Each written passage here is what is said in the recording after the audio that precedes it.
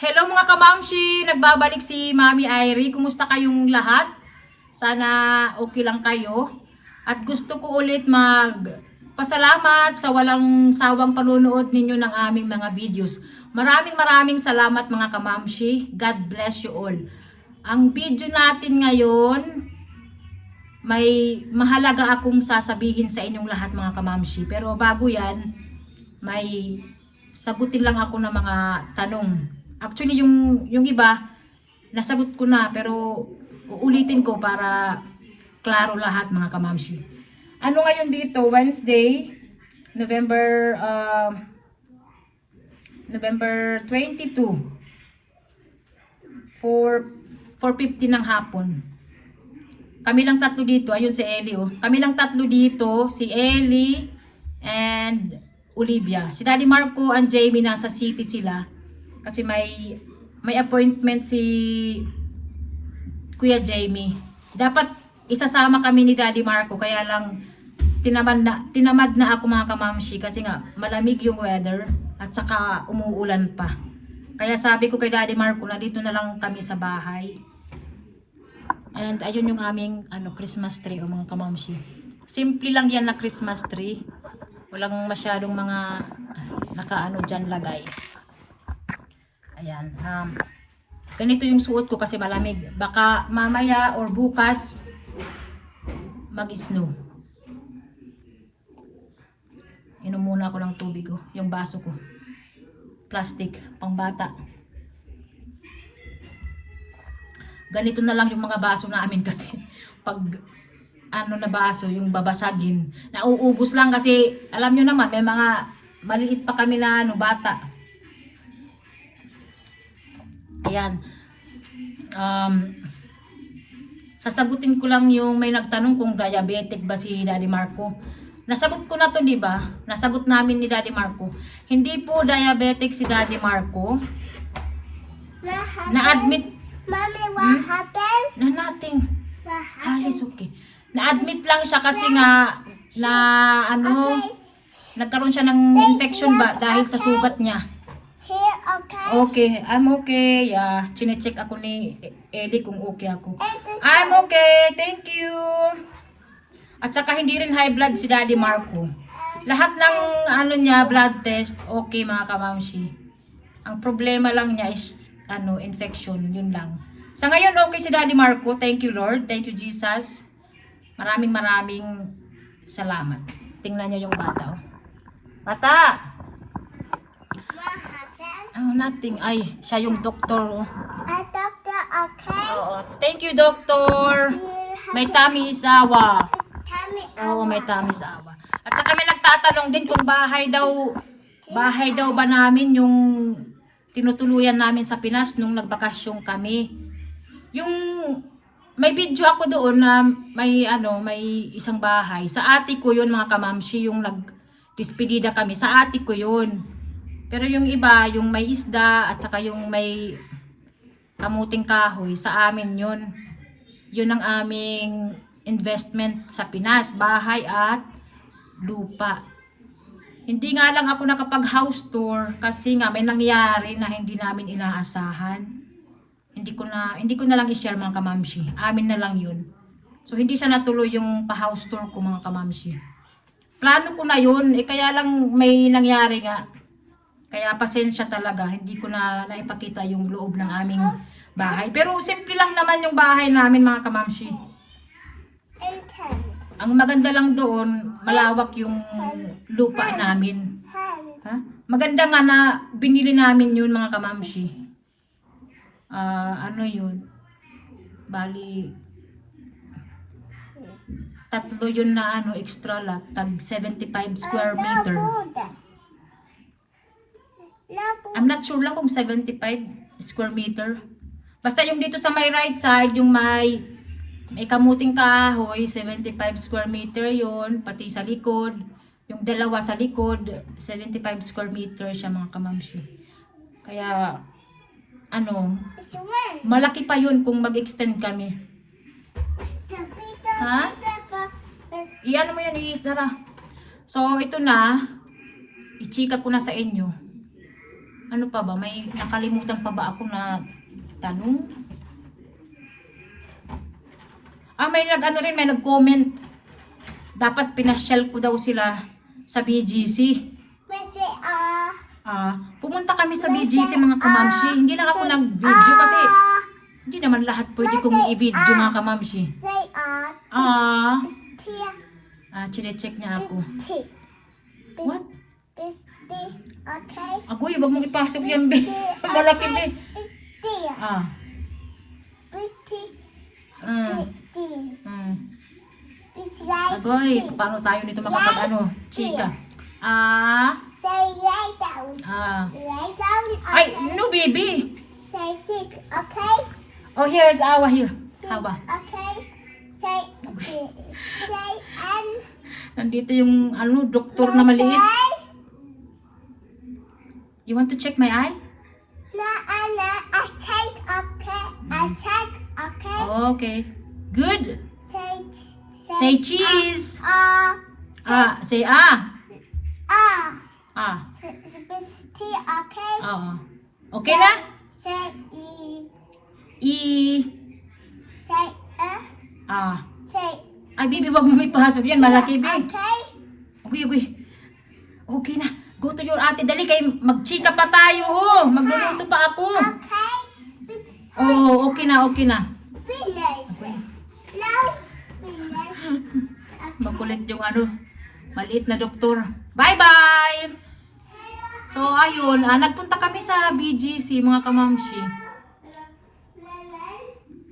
Nung bagong dating kami sa Pinas, kami muna ni Daddy Marco nagpunta sa BGC. Actually, may nung nag-aabang kami ng taxi, may dumaan na sasakyan. Tapos nagsasabi, Mami Irie. Ako naman, nagulat ako, kaya hindi ako nakapag, bye-bye. Hindi ako nakapag ganyan ba. Kasi nagulat ako, sabi ko, may sumisigaw na Mami Irie. Tapos, lumiko sila sa left side. So kami ni Daddy Marco, sinundan namin. Kaya lang, nag-stop yung sasakyan pero umandar. Umandar ulit. Gusto kong makausap sana kasi nga, hindi ako nakapag, man lang, halugan yan. Kasi mabilis yung pangyayari, sa nakakita sa amin doon sa BGC, ayan, pasensya talaga. Hindi na ako nabigla talaga ako mga kamamshi kasi may mga sasakyan na dumadaan. Nag-aabang kami ng taxi. Kaya pagpasensyahan niyo ako mga kamamshi talaga. Kung sino man kayo, pasensya talaga. Actually marami pang gustong makipagkita sa amin, kaya lang kulang kami sa oras mga kamamshi talaga. Kulang na kulang ang 3 weeks na bakasyon. Sobrang bilis lang niya. Ayan, so wala na akong ano pa ba yung sasagutin ko. Basta marami akong nabasa, nakalimutan ko lang. Sagutin ko na lang sa ibang video kasi mauubusan na ako ng oras, magluluto pa ako. Baka maabutan ako ni Daddy Marco, nagyayaw-yaw pa ako. So ang sasabihin ko sa inyo mga kamamshi, paano ba? Mahalaga ito mga kamamshi na sasabihin ko sa inyo. Malaking desisyon sa aming buhay ngayon. Actually matagal na namin itong talaga plano. Ngayon lang kami nakapag-decide talaga 100%.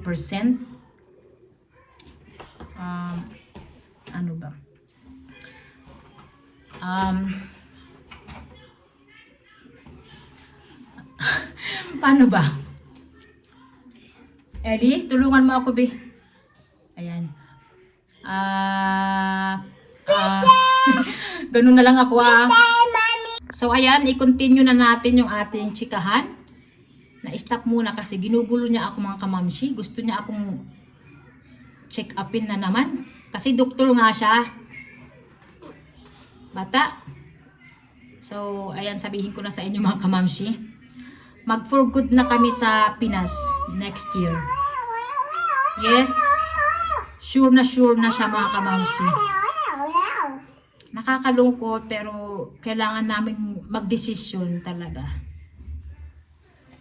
Kung marami lang kaming pera, pwede dito sa Switzerland, doon sa Pinas. Eh, hindi naman marami yung pera namin mga kamamshi. Kaya kailangan naming mamili ng isa. Huy, bata. Agoy. Kaya kami nakapag-desisyon ni Daddy Marco dahil marami ng sign na kailangan na naming umuwi. Di ba, na ikikwento ko sa inyo na plano namin mag for good. Hindi pa kami sigurado nung mga time na yan. Hindi pa kami 100% ba na gusto na namin mag for good. Pero plano namin. Eh ngayon, dumating na yung mga sign na inaantay namin. Kaya nasabi na namin ni Daddy Marco na ito na yung tamang oras para umuwi sa Pinas. Doon na tumira. And kinausap naman namin yung mga bata. Okay sila. Oo, no choice sila. Pero inano namin yung nila mga kamamshi, yung side nila. Sabi nila, okay lang mami. Pero nung una bago kami umuwi, nung last month, bago kami umuwi sa Pinas, tinatanong namin yan sila. Ayaw ni Jamie kasi nga may mga kaibigan siya dito. Pero nung after namin magbakasyon sa Pinas, iba na yung sagot ni Kuya Jamie. Sabi niya, okay lang mami. Nakakalungkot. Kasi nga, maiiwan ko yung mga kaibigan ko dito, mapapalayo ako sa kanila. Pero okay lang. Yun ang sabi ni Kuya Jamie Si Olivia, ganun din. Okay lang sa kanya. Actually, yung bakasyon namin sa Pinas, maraming yun, purpose. Maliban sa makita ko yung pamilya ko, makasama ko sila, rin yun, kasama din yun sa plano naming mag for good sa Pinas. Kasi ngayon, malaki na si Olivia and Jamie, di ba? Alam na nila kung ano yung okay or hindi. Kaya ayun, inano namin sila doon. Pinakita kung ano yung buhay doon. Sabi namin, hindi ito kagaya sa Switzerland, pero mabubuhay tayo dito sa Pinas. Yun ang sabi namin sa kanila.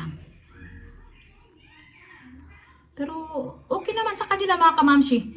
Kasi ano rin sa amin mahalaga din sa amin yung opinion nila Nung una, nung hindi pa kami nakakauwi sa Pinas, nalulungkot ako sa sinabi ni Jamie na ayoko kasi may mga kaibigan ako dito, marami akong kaibigan dito. Nalulungkot ako nung tinanong ko siya. Pero ngayon okay na. Tinatanong ko si Jamie, wala siyang reklamo. Sabi lang niya, it's okay mami. Kaya yun, nakapagbigay sa akin ng peace of mind. Mahirap siya na desisyon mga kamamshi. Hindi siya madali. Pero kailangan na talaga namin mag for good. Kailangan na namin umuwi ng Pinas.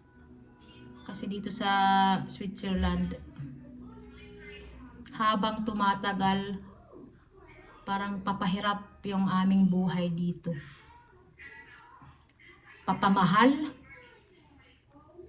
Alam nyo, yung kinikita namin, mas maliit pa sa mga dito. Ano ba yun? Malaki yung mga bayaran namin dito kaysa sa aming kinikita. Yung savings nauubos dahil hindi na sakto yung pera na sinasahod ni Daddy Marco. Ako, kung meron man akong sinasahod, maliit lang naman. Kaya yung savings nagagalaw kasi yung sahod mo kulang pa. Yung sahod ni Daddy Marco kulang pa sa mga ano namin dito, bayarin. Kaya mahirap mga kamamshi. Kung mag-stay man kami dito, siguro limitado na lang, siguro mga 2 years na lang, ganyan. Kung magtagal kami, kailangan kong makahanap ng trabaho na 100% mga kamamshi. Para maanuhan ko yung mga gastusin dito, mabayaran. Kung hindi, mawawalan kami ng pera, mawawalan kami ng savings. Nagre-rent pa kami dito sa ano na to, apartment na to. Sobrang mahal nito mga kamamshi. Kaya nagpapasalamat din ako kay Daddy Marco na kahit mahirap yung sitwasyon namin ngayon, talagang nagsusumikap siya para sa amin. Yan ang ano ako, believe kay Daddy Marco, responsableng tatay. May hindi kami pagkakaintindihan ni Daddy Marco, may nag-aaway kami mga kamamshi, hindi kami perfect na mag-asawa. Nag-aaway kami. Pero si Daddy Marco, wala akong masabi dyan. Responsableng tatay talaga. Responsableng ama. Hanggat kaya niya, gagawin niya lahat para sa amin. Sabi ko nga sa kanya, nung hindi pa kami nakakalipat dito, nung buntis ako kay Ellie, sabi ko, pwede naman tayo sa apartment na luma, makakamura pa tayo sa renta. Okay lang sa akin kasi ako lumaki naman ako sa hirap.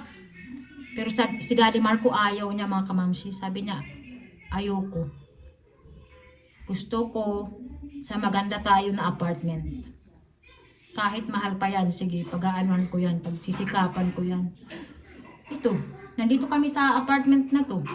Mahal yung renta namin dito mga kamamshi. Mabigat sa bulsa.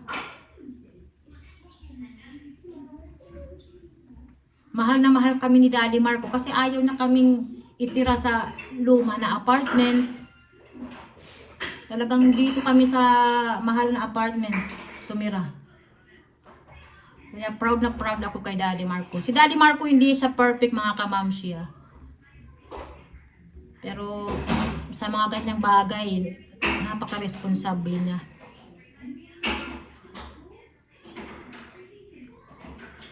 At saka kaya rin kami nakapag-desisyon na umuwi na sa Pinas kasi si Daddy Marco magre-retire na siya sa July. Gusto ko na ma-enjoy naman ni Daddy Marco yung kanyang pagre-retiro, di ba?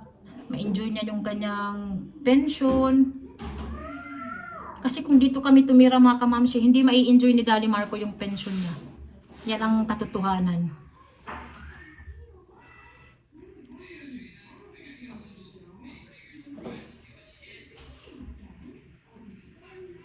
At saka yung health ni Daddy Marco din.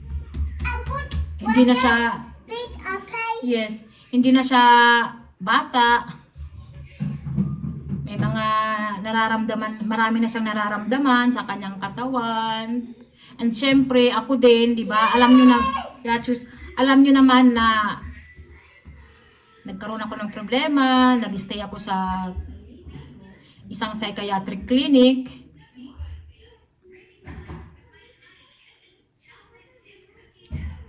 Gusto ko ng peace of mind talaga. Although kahit naman sa Pinas, 'di ba, hindi ka naman magkakaroon ng talaga peace of mind, pero iba pa rin sa Pinas. Nung umuwi kami last month sa Pinas, iba yung pakiramdam ko mga kamamshi. Masaya. Hindi ako ninenervyos. Wala akong takot, ganyan. Hindi katulad na pag nandito ako, ninenervyos ako, maraming tumatakbo sa isipan ko. Iba talaga mga kamamshi.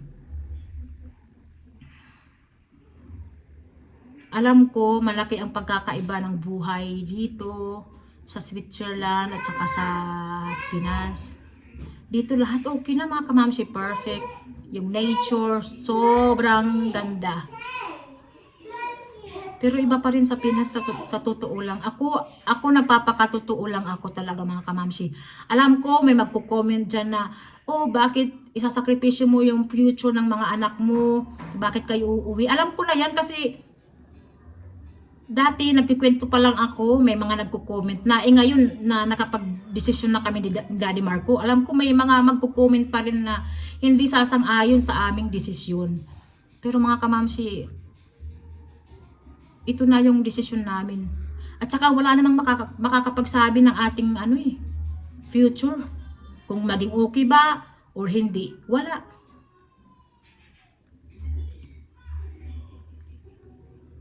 At saka mahirap din kung lagi na lang iisipin ang future.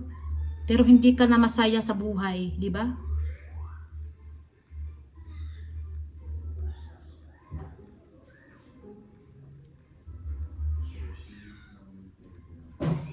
Sa Pinas, alam ko mabubuhay din naman kami ng doon.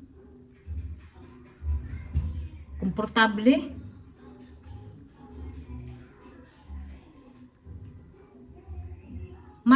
Siguro mas magagawa pa namin sa Pinas yung hindi namin nagagawa dito. Marami, sa totoo lang, limitado lang yung mo dito nagagawa. Siguro swerte ka na lang kung may garden ka, makapagtanim-tanim ka. Kung may sarili kang bahay, swerte mo. Kami nagre-rent lang kami mga kamamshi.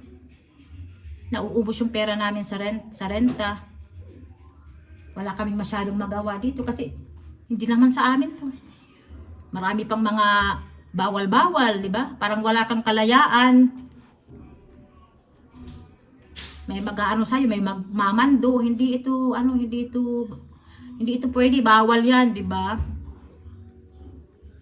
Marami. Yung mga anak ko, mag-ano lang yan sila dyan, maglaro, may mag-aano dyan, may magsisita. Ay, bawal magsigaw-sigaw. Nakakatuwa ba yung ganun mga kamamshi? Hindi nakaka-stress siya. Kasi mga bata yan. Mga bata yan, gusto nila maglaro. Sino ba naman ang ayaw magsaya, di ba? Tsaka dumaan din tayo sa pagkabata, di ba? Gusto natin masaya. Pero dito, may magrereklamo. Mga kapitbahay namin. Kunting sigaw lang, na sa kanila yan, hindi na okay. Parang maingayan na yan sila mga kamamshi. Kaya yun ang hindi ko rin gusto dito. Nandito na si Daddy Marco. Si Jamie may pala, may swimming. Basta marami kaming dahilan mga kamamshi. Marami kaming dahilan. At sa desisyon namin ito, iniisip pa rin namin yung future ng aming mga anak mga kamamshi. Siguro may magko-comment na naman dyan. Ang selfish nyo, hindi nyo iniisip yung mga anak nyo. Gusto nyo lang umuwi sa Pinas, ganyan-ganyan. Naku, iniisip namin yung mga anak namin, mga kamamshi.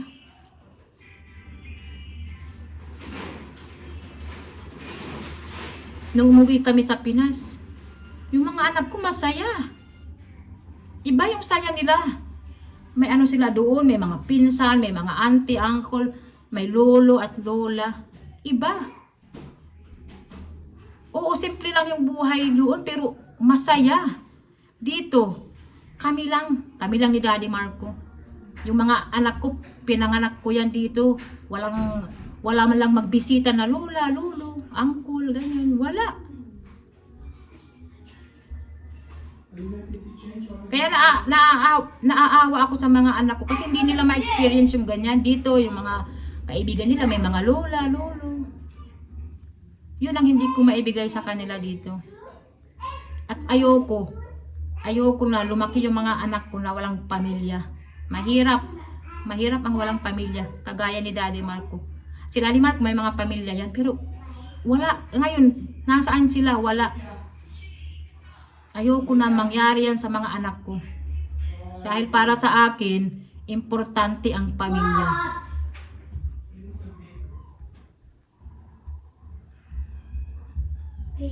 Mabuhay ka man na maraming pera pero nag-iisa ka lang sa buhay, hindi yun hindi yun maganda. Ito yung ano ko lang ha, opinion ko. Marami kang ang pera, mag-isa ka lang naman sa buhay. At saka sa 10 years ko dito sa Switzerland, masaya naman ako sa pamilya ko dito mga kamamshi, sa asawa ko. Yun nga lang, may kulang, ewan ko. Nung nasa clinic ako, kwento ko ito sa therapist ko, ganito. Sinasabi yan ng therapist ko na siguro umuwi ka na lang sa inyo. Then doon magiging masaya ka talaga. Yun ang suggestion sa akin ng therapist ko. Kaya nga nung nakapag-desisyon kami ni Daddy Marco, tinawagan ko yung therapist ko doon sa clinic. Hiningi ko yung kanyang opinion. Then masaya siya sa naging desisyon namin mga kamamshi. Sabi niya, maganda yan na desisyon nyo. Kasi alam ko, dyan ka masaya. At saka makakapiling mo na lahat ng mga mahal mo sa buhay. Yan ang sinabi sa akin ng therapist ko.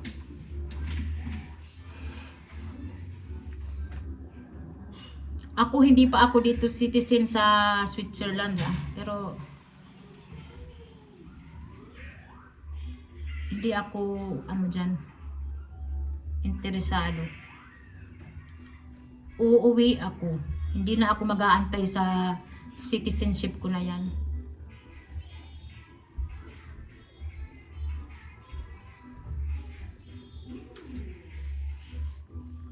Gusto kong Hi Daddy Marco. Hello.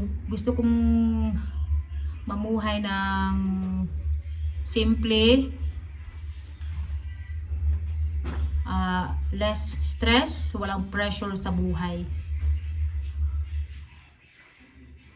Ganon din naman si Daddy Marco mga kamamshi. Yun ang gusto din niya.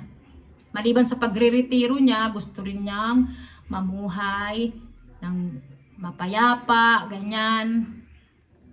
Yung hindi ka laging naghahabol sa pera. Yun. Dito kasi sa Switzerland, hindi ka mabubuhay dito nang wala kang pera, wala kang trabaho, wala. Hindi.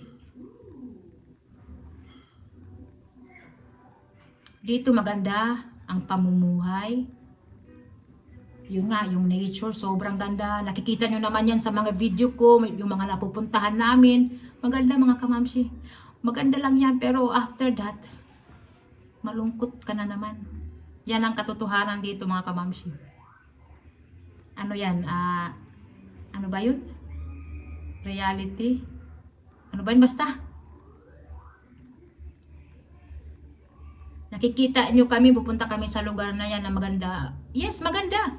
Masaya. Masaya, maganda, masarap sa feeling na nakikita mo yung ganyang lugar. Wow! Dream country. Pero pagkatapos niyan malungkot ka na naman. Yung parang okay, nakita mo na okay na, 'di ba? Parang iba. Pag sa Pinas, kahit hindi mo na yan makita ng mga magagandang lugar, masaya ka. Masaya ka, yung totoong saya sa buhay.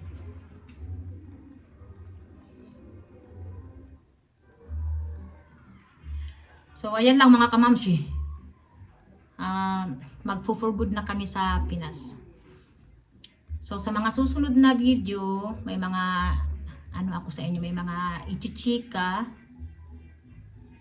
about sa pag-for good namin sa Pinas. Kaya kami nabibisi din kasi marami kaming inaayos dito na mga papers, ganyan. And, ayan may box na kami na yung balikbayan box. Yung mga books ni Daddy Marco na iba, nilagay na dito. Yung mga toys nila Jamie, yung mga Lego, nilagay na dyan. O, di ba? Dahan-dahan. So, sa mga hindi sang-ayon sa desisyon namin, okay lang mga kamamshi. Alam ko naman yan na may mga hindi sasang-ayon. Pero ito na yung desisyon namin mga kamamshi. Bahala na. Bahala na kung ano man ang mangyari doon. Gaya nga ng sabi ko kanina, wala namang makakapagsabi sa atin ng ating future. Wala naman makakapagsabi sa atin na ito ba ay tama or hindi, itong ano ba, desisyon. Tama ba itong desisyon na ginawa natin or hindi? Malalaman na lang natin yan pag nandun na tayo, pag nandun na kami, di ba? Wala namang masama kung itry natin.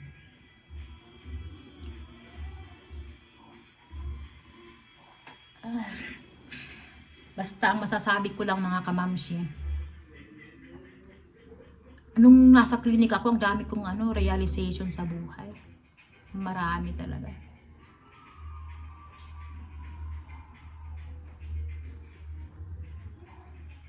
Kung saan ka masaya, sundin mo. Nag-stop yung video mga kamamshi. So ayan lang nga, kung ano yung nasa puso mo, sundin mo. Charot lang mga kamamshi. Napahaba na yung ating chikahan, magluluto pa ako. So, tatapusin ko na yung video mga kamamshi. Sana suportahan nyo kami sa aming desisyon na mag for good sa Pinas. Alam ko, hindi lahat sasang-ayon dito.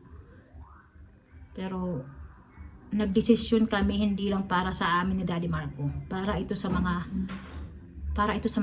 anak din namin mga kamamshi. Alam ko, i-give up namin yung buhay namin dito sa Switzerland, yung buhay ng mga anak ko, pero walang magulang na gustong ipahamak yung mga anak nila. Ang gusto lang namin sa mga anak namin, maging masaya sila sa buhay nila. Pero hindi yung buhay na may pera ka pero hindi ka naman masaya, di ba? Yun ang ayaw namin mangyari sa mga anak namin, mga kamamshi. At ako bilang isang Pilipino at ako family, ano bang tawag doon? Family oriented. Basta makaano talaga ako pamilya. Gusto ko yung mga anak ko paglaki nila may pamilya sila. Ayaw ko sila na lumaki na mag-isa, ganyan, magkanya-kanya sa buhay. Ayaw ko nang ganun. Kasi malungkot yung ganyang buhay mga kamamshi. Hindi man ako lumaki na mag-isa. Marami akong kapatid. Nakita nyo naman yan, di ba? 7 kami.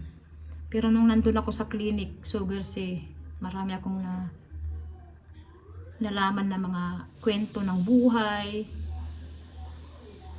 Na sabi ko, hindi pwede na ganito. Kaya isa rin yan sa mga sign. Isa rin yan na sa akin. Nag-push na umuwi na talaga kami sa Pinas. Marami pa akong sa inyo ikwento sa mga na lang susunod na video bakit nagustuhan namin na mag for good na sa Pinas. Marami mga kamamshi. Yung iba kasi hindi nila maiintindihan yung decision namin kasi nandito na kami sa Switzerland. Maraming dito. Maganda yung healthcare, lahat maganda, trabaho, malaki yung sahod. Perfect na lahat pero hindi yun yung buhay na hinahanap ko mga kamamshi. Hindi yun yung buhay na hinahanap ko. Ako ay nagpapakatotoo lang sa buhay ko. Ito ay ko lang opinion ko lang. Although marami din naman nating mga kababayan ang naging masaya dito sa abroad. Naging masaya dito sa Switzerland. Pero ako, nagpapakatotoo lang ako sa sarili ko mga kamamshi. 10 years ako dito. 10 years ako pero akala ko magbabago yung pananaw ko sa buhay pero wala. Hindi nagbago. Ganun pa rin. Hindi ko pa rin maipagpalit yung buhay sa Pinas. Hindi. Iba yung kasiyahan sa Pinas. So ayan. Maraming salamat. See you sa next video. Bye-bye!